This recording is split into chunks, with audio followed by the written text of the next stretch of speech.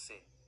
O início de um reis é um divisor de águas na história de Israel, marcando a transição do fôlego expansionista de Davi para a Era de Ouro, e as primeiras rachaduras de Salomão. Aqui está uma análise técnica e estrutural dos capítulos 1 a 10. 1. A transição do trono, capítulos 1 e 2. A narrativa começa com a fragilidade física de Davi e a tentativa de Adonias de usurpar o trono. O ponto crucial aqui não é apenas a política, mas a fidelidade à promessa. O movimento de Natã e Batseba. Eles agem rápido para garantir que Salomão seja ungido. As instruções finais de Davi. Antes de morrer, Davi dá a Salomão um conselho duplo: integridade espiritual, guarda os mandamentos, e pragmatismo político, resolver as contas abertas com Joabe e Simei. 2. O pedido por sabedoria, capítulos 3 e 4. Este é o coração do caráter inicial de Salomão. Em Gibeão, Deus lhe oferece o que ele quiser. A escolha. Em vez de riqueza ou vida longa, ele pede um coração compreensivo, leve chomeia, literalmente, um coração que ouve para julgar o povo. A demonstração prática, o famoso julgamento das duas mães e o bebê, serve para validar publicamente que a sabedoria divina habitava nele. O capítulo 4 detalha a organização administrativa impecável que sustentou a paz. 3. A construção do templo, capítulos 5 a 8. 7 anos de construção que transformaram a identidade religiosa de Israel. A aliança com Irão. O uso de cedros do Líbano e mão de obra especializada mostra a influência internacional de Salomão. A arquitetura. O templo segue o modelo do tabernáculo, mas em escala e luxo permanentes. A oração de dedicação, capítulo 8. É um dos discursos teológicos mais profundos da Bíblia. Salomão reconhece que os céus dos céus não podem conter a Deus, mas pede que o templo seja um ponto de contato para o arrependimento e a oração. 4. O auge e a visita da rainha de Sabá, capítulos 9 e 10. Aqui vemos Israel no topo do mundo antigo. O aviso de Deus. Deus aparece a Salomão pela segunda vez com uma promessa condicionada à obediência. A semente do aviso sobre a idolatria é plantada aqui. A rainha de Sabá. Ela representa o reconhecimento das nações. Ela vem testá-lo com enigmas e sai sem fôlego ao ver a ordem, a sabedoria e a riqueza da corte. Ouro e cavalos. O capítulo 10 foca na riqueza extrema, 666 talentos de ouro anuais. O texto começa a sugerir um acúmulo que ia contra as antigas leis dos reis em Deuteronômio: não acumular cavalos, nem prata, nem mulheres. Análise de retrospectiva. Nesses 10 capítulos, observamos a evolução de um jovem rei humilde para um monarca absoluto. A organização e o foco de Salomão trouxeram uma paz inédita, Shalom, mas a descrição minuciosa do luxo no capítulo 10 já prepara o leitor para a tensão que virá no capítulo 11. Pontos para nossa reflexão. 1. Sabedoria versus inteligência. Salomão pediu capacidade de discernimento moral, não apenas acúmulo de dados. 2. O peso da glória. Como o excesso de recursos começou a mudar a estrutura social de Israel, impostos e trabalhos forçados mencionados sutilmente. Gostaria que eu aprofundasse em algum detalhe específico da construção do templo ou na análise política dos conselhos de Davi. Aqui está o resumo analítico desse arco dramático. 1. A queda de Salomão e a divisão, capítulos 11 e 12. O capítulo 11 é o ponto de virada trágico. O coração de Salomão se desvia por suas alianças políticas e casamentos estrangeiros. A sentença. Deus levanta adversários, Hadade, Rezon e Jeroboão, e anuncia que o reino será rasgado. O cisma, capítulo 12. Roboão, filho de Salomão, ignora os conselhos dos anciãos e aumenta a carga sobre o povo. O resultado é a divisão. Reino do Norte, Israel. 10 tribos sob Jeroboão I. Reino do Sul, Judá. 2 tribos sob Roboão. 2. O ciclo de reis e a idolatria, capítulos 13 a 16. Este trecho pode ser denso, pois alterna entre os reis do norte e do sul. A lição central aqui é a instabilidade política causada pela apostasia. Jeroboão e os bezerros. Para evitar que o povo fosse a Jerusalém, ele cria centros de adoração em Dan e Betel, o que se torna o pecado de Jeroboão. Instabilidade no norte. Reis como Baasa e Zinri sobem ao poder através de assassinatos e golpes. A dinastia de Onri. Onri estabelece Samaria como capital, mas seu filho Acabe-Rio leva a maldade a um novo nível ao se casar com Jezabel e oficializar o culto a Baal. 3. A emergência de Elias, capítulos 17 a 19. Quando o rei Acabe falha em liderar espiritualmente, Deus levanta o profeta. Elias surge como o contraponto direto à autoridade corrompida. A seca. Elias profetiza a falta de chuva para provar que Baal, Deus da chuva e fertilidade, é impotente. O Monte Carmelo, capitão 18. O duelo épico contra os 450 profetas de Baal. O fogo desce do céu, provando que o Senhor é Deus. A depressão e o silêncio, capitão 19.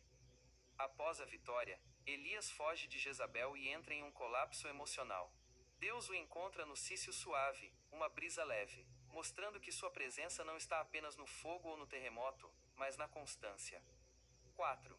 Conflitos e a vinha de Nabote, capítulo 20.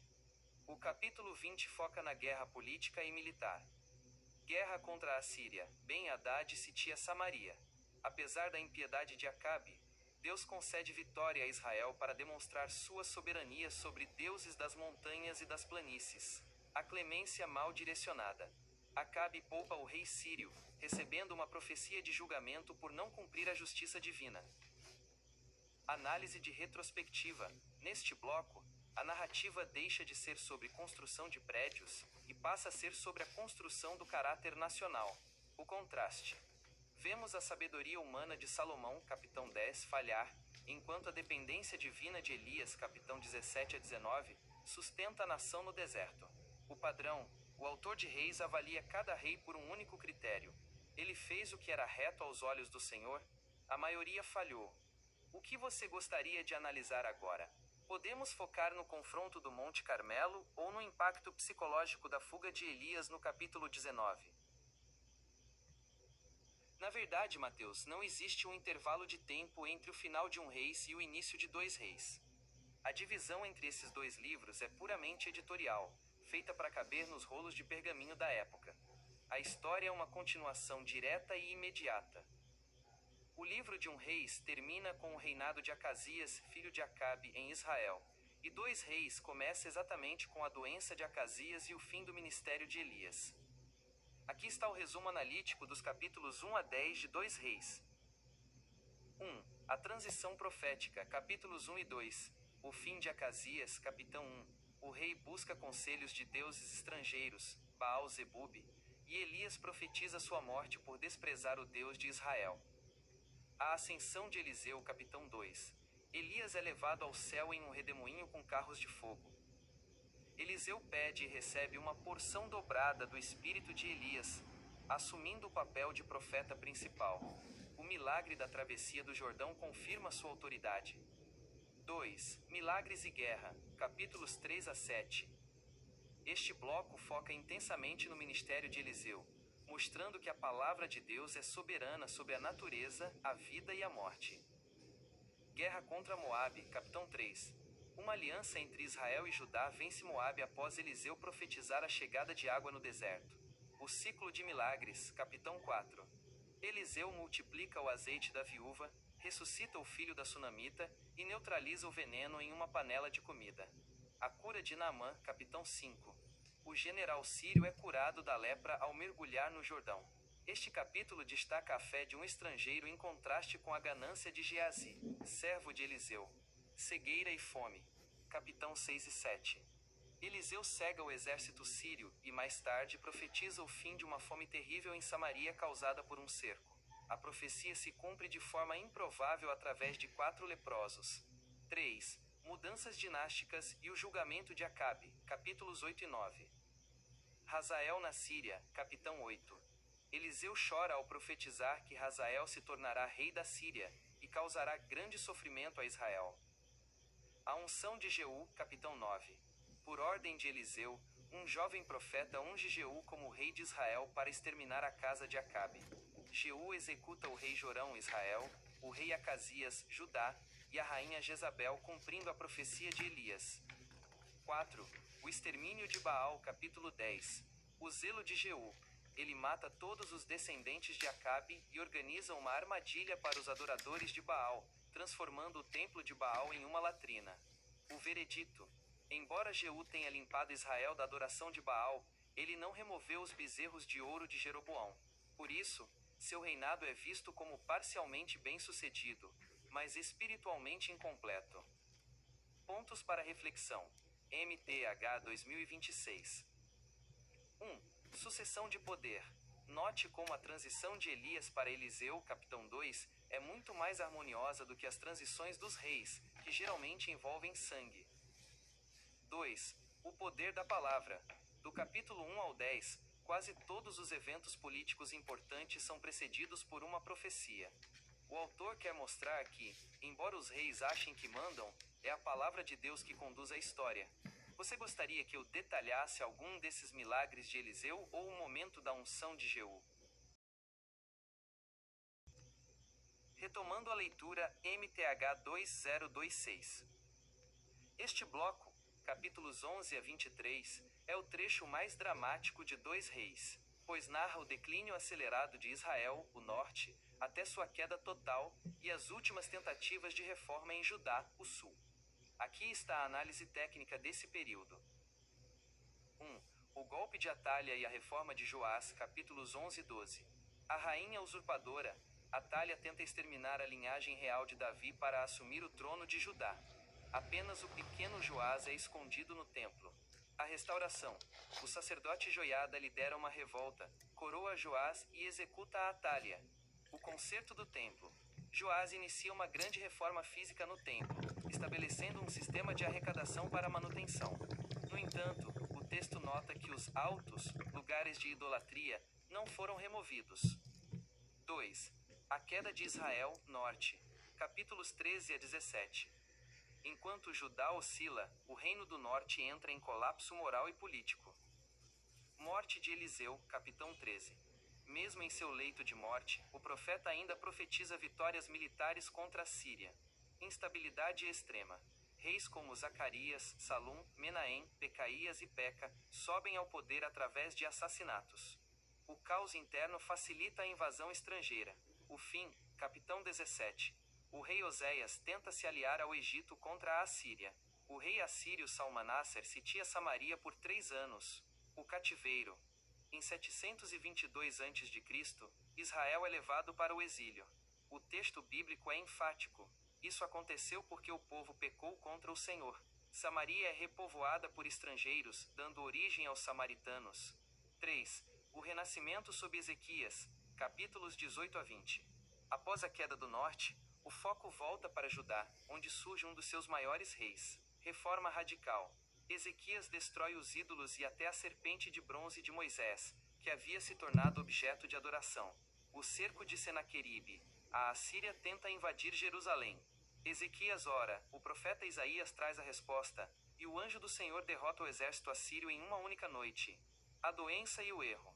Ezequias adoece, pede cura e recebe mais 15 anos de vida. Porém, ele comete o erro estratégico de mostrar todos os tesouros de Judá aos emissários da Babilônia. 4.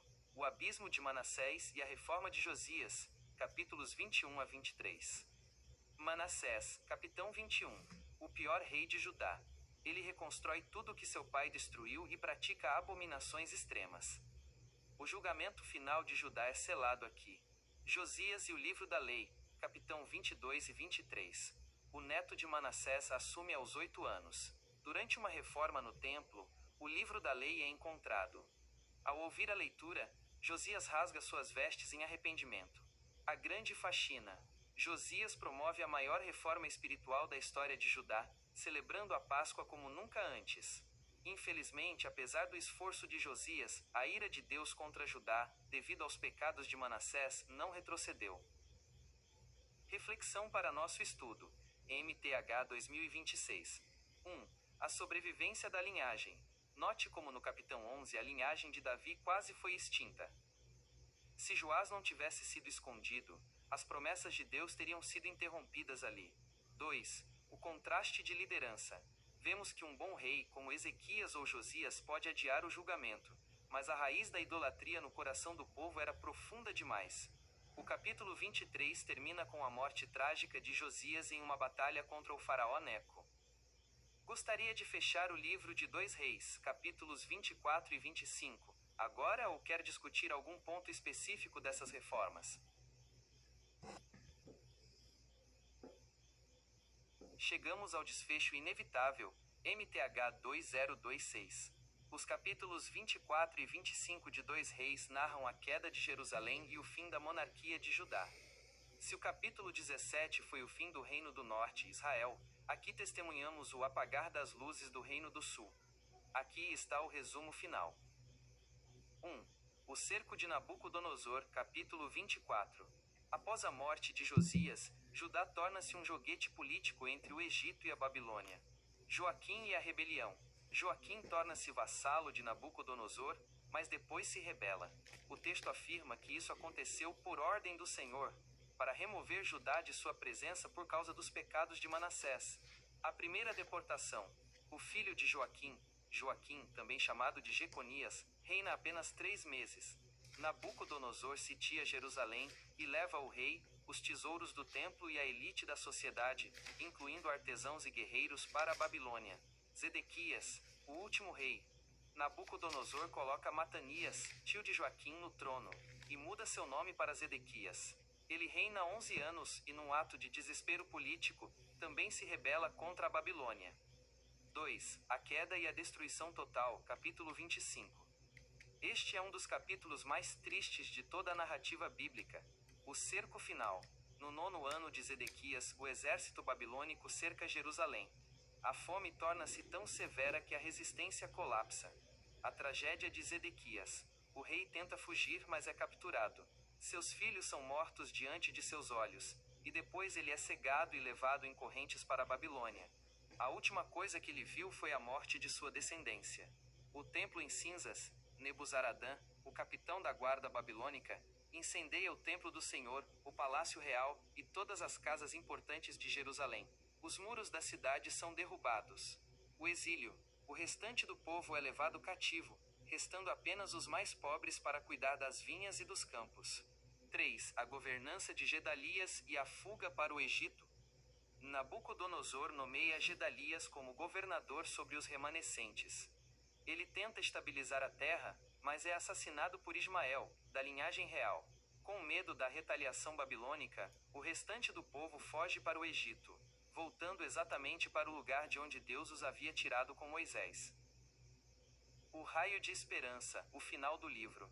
O livro não termina em destruição total, mas com um pequeno detalhe nos versículos 27 a 30. No 37º ano do exílio, o novo rei da Babilônia, Evil-Merodach, liberta o rei Joaquim da prisão. Ele permite que Joaquim coma à sua mesa e lhe dá uma pensão vitalícia. Por que isso é importante para a nossa leitura? Isso mostra que, apesar do templo estar em cinzas e o povo no exílio, a linhagem de Davi, da qual Joaquim fazia parte, não foi totalmente extinta. A promessa de Deus de que não faltaria sucessor a Davi permanecia viva mesmo na Babilônia. Reflexão final. MTH 2026. Terminamos aqui a trajetória dos reis. Vimos que a sabedoria, Salomão, e o poder, Ezequias/Josias, não foram suficientes para salvar a nação quando o coração do povo se afastou da ética e da justiça divina. Encerrada essa fase da leitura, você gostaria de seguir para o próximo livro, Crônicas, que reconta essa história sob outra perspectiva, ou prefere analisar os profetas que viveram nesse período de exílio?